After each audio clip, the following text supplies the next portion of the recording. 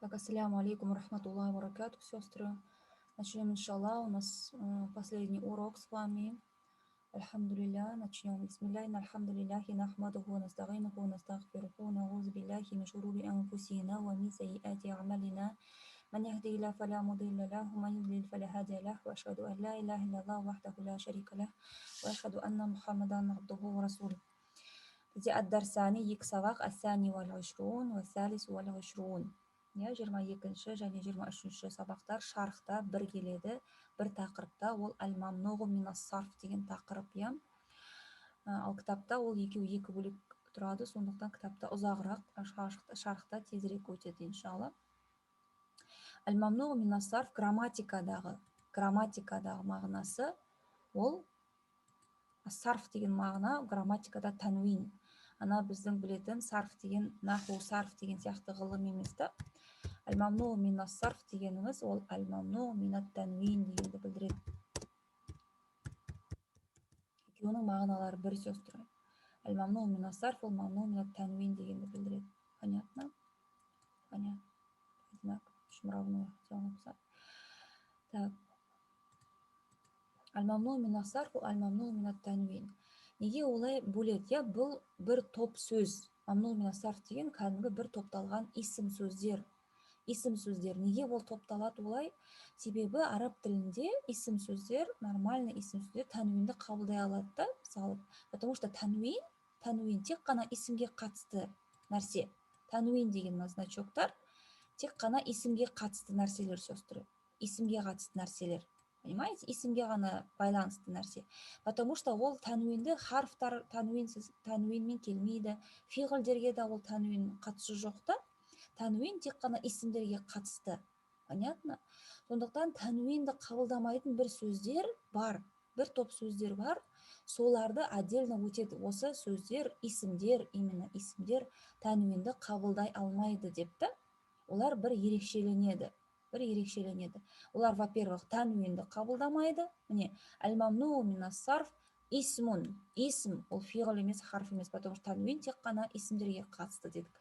Исмун ля юнаувану. Юнаувану деген сондай бір етістік, тәнуинделеді деген мағынаны білдіреді. Тәнуинделеді былай айтқанда. Бұл исм ля юнаувану, тәнуинделмейді дегенді білдіреді. Бір, тәнуин қабылдамайтыны бір. Екінші нәрсе ол юджарру бил фатхати ниябатан анил касрати дейді. То есть юджарру деген жарланады былай айтқанда. Жарланады. Бил фатхамен, то есть жар септігінде ол фатхамен жүреді. Ниябатан анил касрати. Замен на касру дейді. Неге замен на касру дейді? Потому что нормальный исімдер ол жар септігінде немен жүреді? Касрамен жүреді. В основе они должны быть с касрой, так? Но юджару бил фатха. Осы исімдер мамнуғу минас-сарф. Ол жар септігінде фатхамен жүреді. Сондықтан да осындай бір топ сөздерді бір топтаған мамнуғу минас-сарф деп атаған.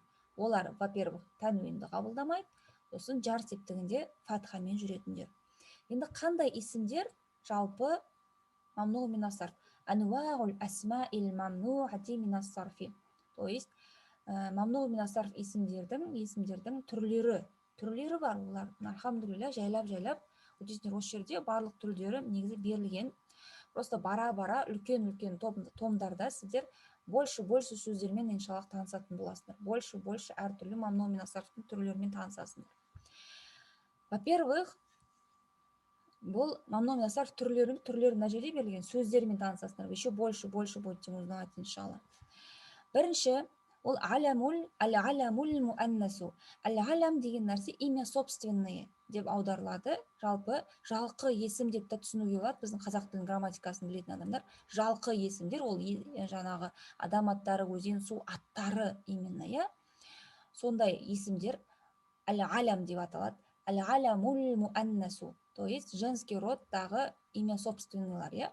Ол Марияму, Зайнабу, Айшату, Маккату қаланың аты, Джуддату қаланың аты, я. Осыларда мамнуғу минас-сарфтың бір түрі. Олар тәнуинсіз жүреді. Оларда альхамдулилля, Мариям, Хадиджа, Айша деген сөздерді біздер осы кітапта да кездестік, я. Ол мамнуғу минас-сарфқа кіретін, сондықтан да тәнуинді қабылдамайды. Бұның атауы әл-аламул муаннасу. Әл-аламул муаннасу. Келесі екінші түрі әл-аламул муаннасу фил лафзи ва ма'наху музаккарун дейді. Не дейді? Ол имя собственное женского рода фил лафз. Лафз деген произношение. В произношении дейді. Ол женского рода имя, да, но значение ва ма'наху музаккарун. Бірақ оның мағынасы музаккар, мужской род дейді. Мысалы хамзату, муауияту, толхату. Бұл есім сөздерді мамнуғ мин ас-сарфқа кіреді дейді. Аль-аламул махтуму би алифин ва нунин заидатайни. То есть тоже имя собственное, заканчивающееся на алиф и нун заидатайни. На добавочный, заид деген добавочный. То есть исім сөздер, атаулар алиф нунға бітеді, және ол алиф нун добавочный болу керек дейді. Добавочный, то есть сөздің түбірінен емес дейді. Сөздің түбірінен емес болу керек дейді. Ол сөздің түбірінен немесе түбірінен емес екенін қалай білесіңдер? Мысалы, оны бізге айтқан былай деп. Егер алиф және нунның алдында үш әріп болатын болса, үш немесе одан көп әріп болатын болса, дейді де, ондай аламдарда алиф және нун заидатайн болып саналады. То есть заидатайн болып саналады, то есть добавочный болып саналады. Үш әріптен немесе одан көп болса. Ал егер екі әріптен болатын болса, алиф және нунның алдында, мысалы әмәнун, мысалы, просто айта салайын, әмәнун, бұл әмәнунның алдында неше әріп тұр? Екі ақ әріп тұр, Значит, әмән дегендегі алиф және нун тұр ғой, олар, значит, ол добавочный емес, сөздің түбірінен деген сөз, түсінікті ма? Сондықтан Осману, Аффану, Суфияну, Маруану, Рамадану деген сөздер әл-алам, бұл айдың аты, Рамадан деген айдың аты. Осындай сөздерді бізде мамнуғ мин ас-сарф болады екен. Олар тәнуинді қабылдамайды, және жар септігінде болатын болса, жар септігін қабылдайды, септіктің өзін, тек оның кәсрасын қабылдамайды. Кәсраның орнына фатхамен жүреді, түсінікті ма? Төртінші түрі мамнуғ мин ас-сарфтың ол әл-аламул лази аля вазнил фи'л дейді. Вазн деген висы дегенді білдіреді. Мен осы курста айттым ба, айтпадым ба? Вазн деген висы дегенді білдіреді. То есть формула, былай айтқанда формула, фиғылдың формуласындағы, фиғылдың, глаголдың формуласындағы, етістіктің формуласындағы есім сөздер, әл-аламдар, тоже атаулар. Мысалы, Ахмаду, Ануару, Язиду деген аттар. Мысалы, Ахмаду деген, былай айтқанда, маған фиғыл сияқты қарайтын болса, фиғыл түрінде қарайтын болсақ, фиғыл ретінде қарайтын болсақ, бұл я васхваляю дегенді білдіреді да, Ахмаду, Хамида, Яхмаду. Былай айтқанда, Ахмаду, я васхваляю дегенді білдіреді. Бірақ ол адамның аты ғой, адамның аттары. То есть, әл-аламул лази аля вазнил фиғл, осындай сөздерді, түрлері фиғл сияқты, бірақ атауларды білдіретін сөздерді бізде мамнуғ мин ас-сарф болады екен. Түсінікті ма? Түсінікті. Так, әрі қарай әл-аламул а'джами. Әл-аламул а'джами, иностранные, имена иностранные дейді. Бұлар Ибрахиму, Яқубу, Уильяму, Эдуарду, Бакистану, Барису деген сөздер. Әл-аламул а'джами, иностранные имена, сөздер, олар тоже мамнуғ мин ас-сарфқа кіреді. Кез келген иностранное имя, собственное сөздер. Ас-сифату лати аля вазни аф'аля. Аф'алу деген вазындағы сифа дейді. Сифа деген сипат. Сифа деген сипат, то есть описание. Аф'ал деген формулада жүреді. Аф'ал деген формулада жүреді. Мысалы, абияду, ахмару, ахдору, ақ, қызыл, жасыл деген сияқты, түсінікті ма? Сипат қандай деген сұраққа жауап береді. Әрі қарай, ас-сифату лати аля вазни фa'лан. Фa'лану дегендегі вазынмен жүреді дейді. Сипаттар тоже қандай деген сұраққа жауап береді. Каслану, жауану, атшану, ғодбану дегендер.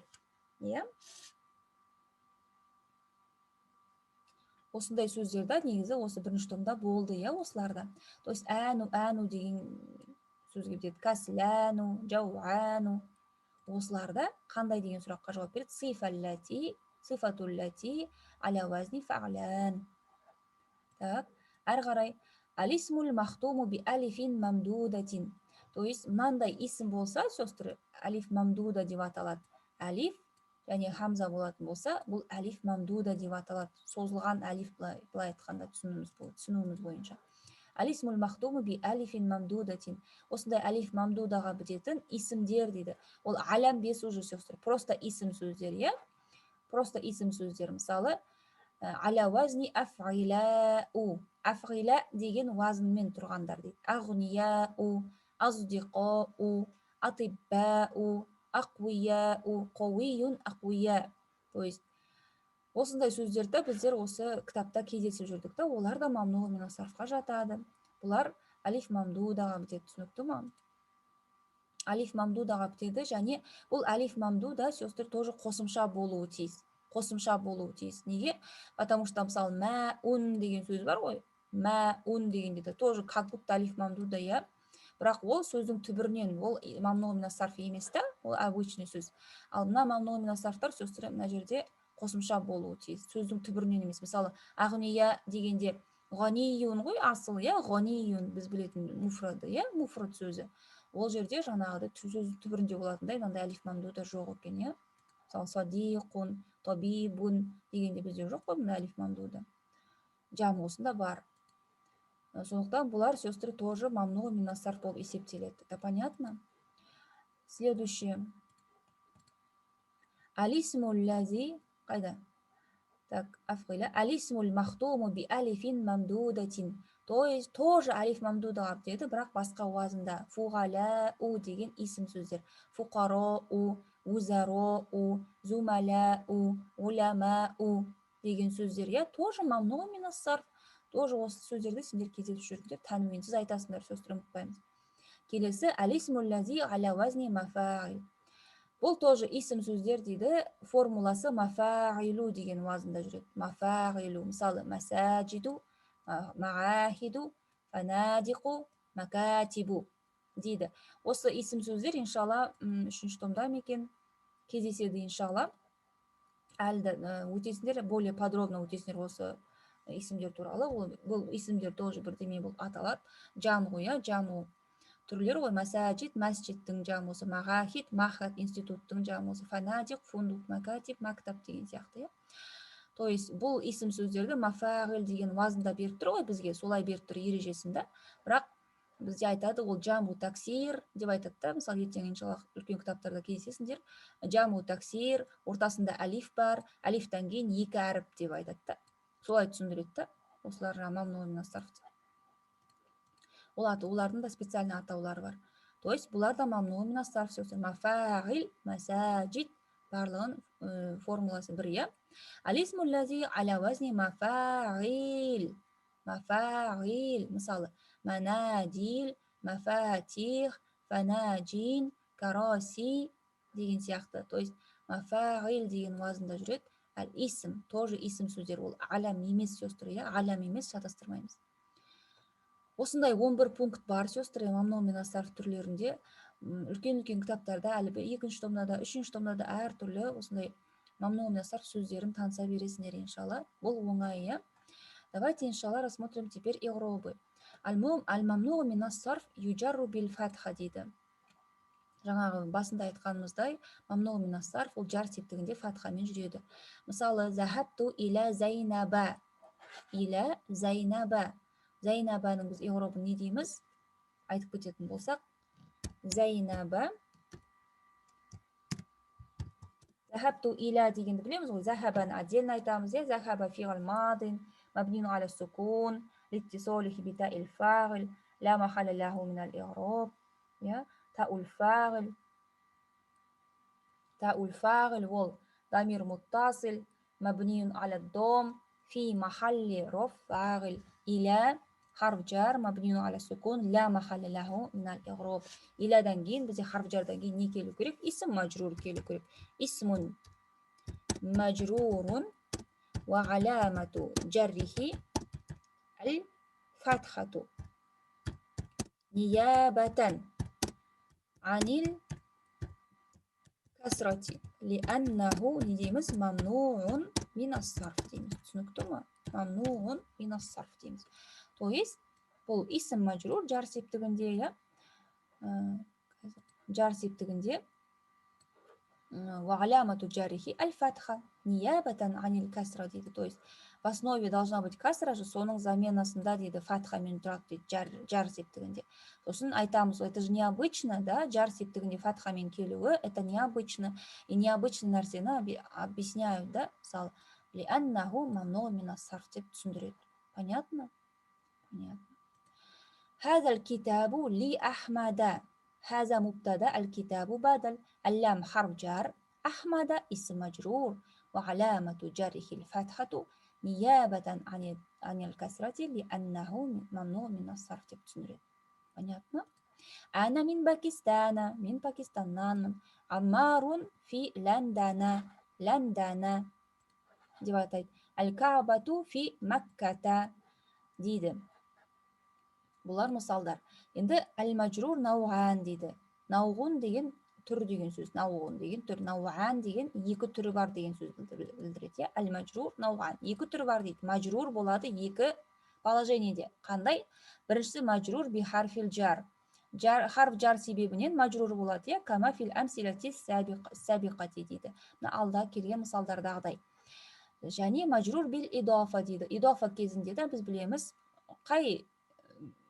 қай мүшесі, қай бөлігі бізде мәжрур болады. Ол әрине не? Мудофун илейхи, мудофун илейхи всегда мәжрур деп айтатымыз. Мысалы, байту зайнаба джамилун, хаза китабу ахмада.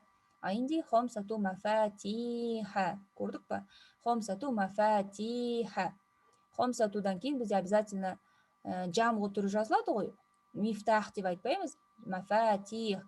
Және жамғу түрін жазылып, еще мәжрур болады. Бұл екеуі идофаны құрайтын білеміз. Сондықтан да бұл жерде тоже фатхамен келген.